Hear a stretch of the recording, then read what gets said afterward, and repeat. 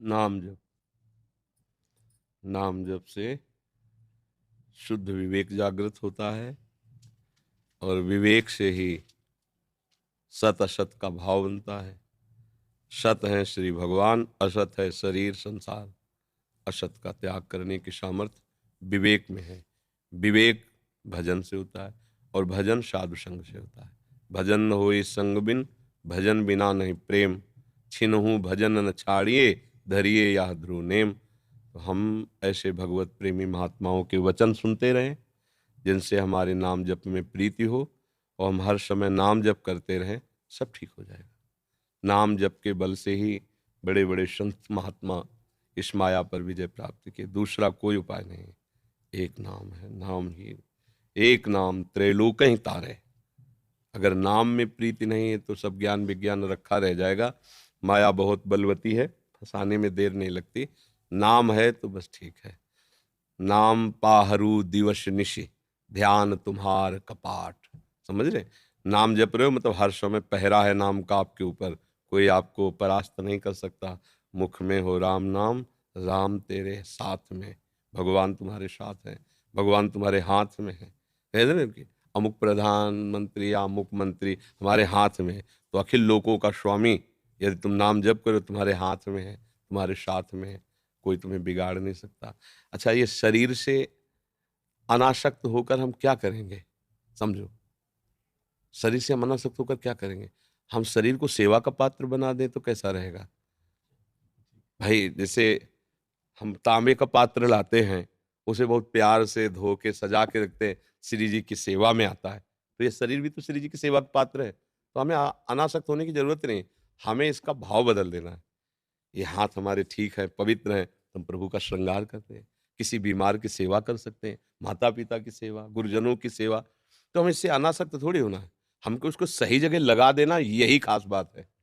अब मान लो अनासक्त हो करके, मान लो कि शरीर से हमारा कोई मतलब नहीं, बावरे बन के घूमो, नहीं।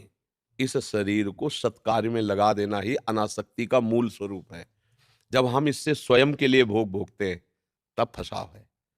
जब हम गंदी बातों में मन लगा देते हैं, गंदे आचरण करते हैं, अब भाई गड़बड़ हो गया। तो अगर ये शरीर श्री जी का सेवा पात्र मानकर तो युद्ध भी करे तो पूजा हो जाएगी। अर्जुन जी से कह रहे ना कि मां मनुष्मर युद्ध चे, युद्ध कर और मेरा स्मरण कर। तो मुझे लगता है अनासक्ति का सहज स्वरूप ये है कि शरीर से अपने लिए भोग भोगना बंद कर दे। जैसे हम श्री जी की सेवा का पात्र जब लाते हैं ना, तो फिर उसमें अपने लिए प्रयोग करने में डर लगता है कि ये श्री जी का सेवा पात्र है। ऐसे ही अब ये शरीर श्री जी की सेवा का पात्र है। अब इसमें हम वही पाएंगे जो श्री जी पाएंगे, हम वही करेंगे जो करना चाहिए। अब गलत नहीं करेंगे, क्योंकि ये मेरा नहीं है, श्री जी का है। अभी संत बन गए, अभी अनासक्त हो गए। आसक्ति तब होती है जब हम शास्त्र के विरुद्ध आचरण करते हैं, भाई बहन बेटियों की तरफ गंदी दृष्टि, गंदे आचरण, गंदा भोजन, गंदा व्यवहार। अब ये है, गलत बात है। तो अगर प्रभु को भोग लगा के भोजन पा रहे, पवित्र कपड़े पहन रहे, प्रभु की सेवा कर रहे, समाज की सेवा कर रहे, व्यापार नौकरी किसानी, जो ये सब महात्मा ही हैं। अगर ऐसे चले, समझो पहले। और अगर शरीर में आसक्ति और भोगों में आसक्ति, तो चाहे जो भेष धर लो, नरक से नहीं बचोगे। बात समझो। और समझ में आ गई तो पैजामा कुर्ता पैंट शर्ट में भी तुम महात्मा ही हो। विभीषण जी जब भगवान के सामने आ रहे हैं, तो न पीला पहने न लाल पहने, राजमंत्री हैं, रावण के भाई हैं। तो भगवान कह रहे तुम सरीखे संत प्रिय मोरे, धरो देह नहीं आन नहीं हो। तुम्हारे जैसे संतों के लिए मैं अवतार धारण करता हूं, तुम्हारे जैसे संत प्रिय हैं। किस बात के लिए? ऐसे क्रूर कर्मी लंका में रह के राम राम जपना, उसको हित की बात समझाना, मारने पर भी उसके हित की बात समझाना। भगवान कहे ऐसे संतों के लिए। तो संत भगवान विभीषण जी को कह रहे हैं, ना वो कोई लाल पीला पहने, ना कोई ऐसा, आचरण ही संत है, स्थिति संत की है। अगर हम सही आचरण से चले तो गृहस्थी में रहते हुए संत हैं। भगवान कह रहे तुम सरीखे संत प्रीमोरे। अगर आचरण बिगड़ जाए तो भैया चाहे जो भेष रख लो, भेष तुम्हें नहीं बचा पाएगा, तुम्हारी दुर्गति पक्की है। तो हमें लगता है हम सबको चाहिए भगवान का भजन करना और सही आचरण से चलना। ये शरीर भगवान ने दिया है, ये तो सब मानते हो ना। तो भगवान की दी हुई वस्तु का दुरुपयोग क्यों करो? अभी हम आपको कोई कपड़ा दें तो आप उसे बड़े आदर से रखोगे कि ये साधारण कपड़ा नहीं भाई, संत ने दिया, गुरुदेव ने दिया है। तो हमको तो भगवान ने दिया ये शरीर, इसका गंदी जगह प्रयोग क्यों कर रहे हो? अपराध क्यों कर रहे हो? पाप क्यों कर रहे हो? गंदा भोजन क्यों डाल रहे हो? कोई हम आपको कपड़ा दे और ऐसे पैरों के नीचे कोई रौंदे तो आपको कैसा लगेगा? हमें माया रौंद रही है। ये शरीर भगवान ने दिया है, हम राजी हैं, हमें दुःख नहीं हो रहा कि हम पाप कर्म कर रहे हैं, हम अधर्म कर रहे हैं, हम गंदी चीज़ें खा रहे हैं जो नहीं खाना चाहिए, जो नहीं पीना चाहिए।